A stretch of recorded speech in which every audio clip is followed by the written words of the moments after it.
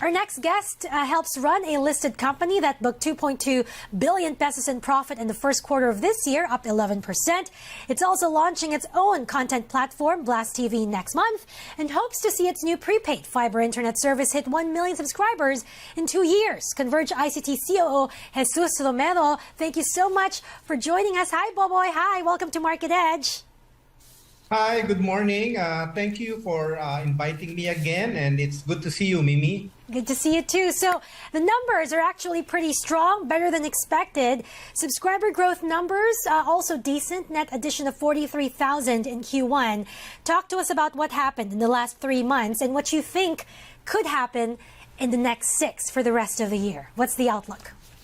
Well, the good news is that we are on a reversal. Last year was tough for everyone. 43,000 net adds doesn't sound like much, but if you take it in the context that this is the only telco who actually registered a total growth in its net adds for the quarter, it is pretty good. This, by the way, brought us to a total of 1.92 million subscribers. So we're seeing good take-up from new customers, and while churn levels are elevated, higher than our internal targets, it's still better. And, this combination together led to this, good result where we have a positive growth in terms of subscribers for the quarter. Everybody knows this, that the telcos, Converge, PLDT, Globe, were the pandemic darlings. You guys were on a rock and roll mode over the last 3 years because everybody was stay at home. We were all dependent on internet connection, fiber internet in your case. Do you think that the momentum can be sustained this year? We'd like to characterize it as, hyper growth is gone. We were hit with a double whammy, as we all know, cost of living crisis coming from the Ukraine war and the reopening of the economy. So we feel, though, that the market is still there. The middle class, which is our target, people who can afford 1,500 or above, is saturating, but they are replenishing apparently because we're still getting good traction on new ads. But the next wave really would be the segment below that, all the way down to D1, people who cannot really afford, let's say, 1,500, but they are about 8 to 9 million strong. And today, largely making do with fixed wireless broadband or even their mobile phones. So that would be the next wave of growth for us. And this is through Surf to Sawa, your prepaid fiber internet service. Yes. Well, actually, Surf to Sawa reaches to the other extreme, the Class E, where they are really probably able to afford a certain amount every month, but not on a regular basis. So that's why it's prepaid. And there is something else coming up, in the next few months, which is a more affordable postpaid brand for people who would be in the middle, between the middle class and the e-market, which can only afford prepaid. All right. I'm very curious. You've been talking about sensitivity of customers to prices, but Converge in general, you guys have not raised prices yet, right? No, we have not raised our prices. What we have done is, all the way back from 2016, we have incrementally increased the bandwidth allowance. So, for example, our high-end plan now goes all the way to 1 gigabit, although it is a bit expensive relative to Singapore or Hong Kong, where 1 gigabit service is equivalent to the current base plan we have of 1,500 pesos. So no, we have not increased prices, but we have been continuously improving the value of the offer in terms of the speed. And no plans to increase moving forward. I mean, in a bid to protect margins and to cushion some of the additional cost inputs. No plans? There are no plans today. Converge has always been running a very tight ship, pre-Warburg and pre-IPO. We were actually very good at cost control because we're using the latest and greatest technology. Fiber, of course, our costs tend to be lower. So, reaching out to the next segments of the market, the Class D and the Class E, our belief is that it will all be accretive in the end. We've already built the network. Today, we cover about 60% of the households, or about 16 million homes passed. We have about 6 million ports available to sell, so they're already there. The challenge now for us is to monetize them in the most profitable manner possible. All right.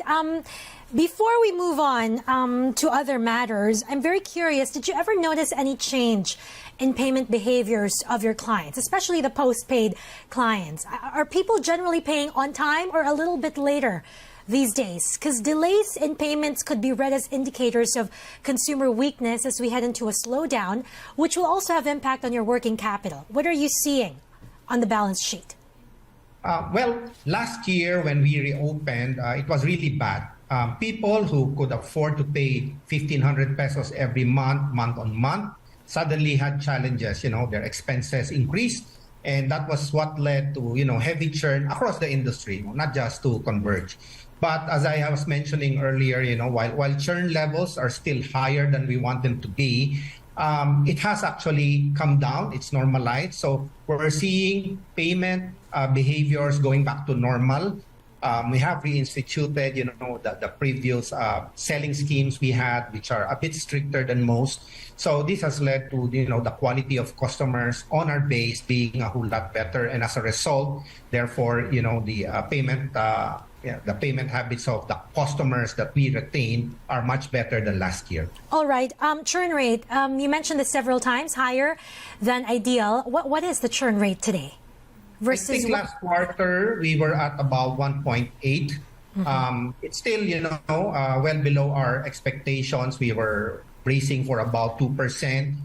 But, in the past, we came from 1.2. So we're not happy with that. And we are doing a lot of things to get it way back to, a more acceptable level to us, which would be about 1.5 or less. All right. Boboy, Capex. We're expecting Capex of Converge to be halved this year to 12 billion from 22 billion last year. Is that because you already front-loaded the expenses and you're just waiting to monetize? Or is it because you really won't be expanding as much as we all brace for a slowdown? Or maybe you're looking at welcoming new investors? It's really the first, Mimi. As you properly said, during the lockdowns, we took advantage and we rolled out faster than we had originally planned. So the backbone is rolled out. We're operating from Cagayan up north and soon all the way to Zamboanga down south. So the rest of the Capex really is more to build out into new cities where we don't operate yet. And then there are some payments, on a staggered payment basis for our submarine cable investments, the Bifrost and the CH2X. So that's really the reason why a lumpy Capex in the last 2 years was the domestic backbone, which is largely done. So now it's more getting into the other unserved areas as far as Converge is concerned. How about M&As, Boboy? Any M&As in advanced stages, in serious negotiations today? None so far. Obviously, the founders are always open to look at those things, but we haven't seen anything interesting that could really be accretive to us in the near term. But we're still keeping an eye open for any opportunities for sure. And everyone's excited about BlastTV, the content platform that you guys are launching in June. What else can you tell us about that? Well, it's a little bit different because, traditional TV has always been what's known as linear. So you have cable TV or satellite TV where you have a fixed schedule. And then next came the streaming services, which are basically on demand. So BlastTV is really more of a streaming service. There would be regular schedules, but there is also the capacity to provide on-demand video. And, it would be available across different platforms, as basic as your browser. So that is something that we're looking forward to launch. It would add value to our existing customers and of course, in the future, add more revenues as the pay versions come out. So will you be producing the content or partnering with content producers? We're just partnering. We're not gonna dabble in content. All right. And what is the goal? That this, how much revenue do you expect will be coming from this venture? Maybe 5-10% of top line? We haven't really gone to that point, Mini. It will start as a freemium service. By the way, it is also something known as ad-supported. So it depends, on how aggressively we get it into our customers and, how many viewers there are and how well the partner can sell ads. So All right. too early to say. All right. Boboy, last question. Anything else that you're working on? What are you most excited about in the next 6 months? Obviously, the prepaid service is something that we're very bullish on. In a soft launch, we've already reached 30,000 customers, and the traction is growing faster every day. Okay. There will be a flanker postpaid brand, which would also allow us to bring better quality broadband to even more customers. That's on the consumer side of things. BlastTV is one of the first value-added services we're launching. Our enterprise business is doing very well. Our SME business, I was listening to your interviews earlier. SMEs are growing very fast. We're doing like 46% growth there. Our wholesale business, where we sell to other service providers, is also quite strong, north of 30%. And finally, the core enterprise. Now, we have started our Singapore office. We have a license there. And we're really looking forward to monetize the submarine cable investments that we've made. Bifrost, the first submarine cable in the world to go from Singapore all the way to the US. And CH2X, Hong Kong to Singapore. Of course, Converge lands both of these. We're seeing quite strong demand. There will soon be, in the near term, a problem with bandwidth across the Pacific. And we're looking to leverage that with Bifrost. All right. Exciting times ahead. Very busy for you. Thank you so much, Boboy, for joining us today. We'll see you soon. And thank you again. And good morning to everyone. See you again. All right.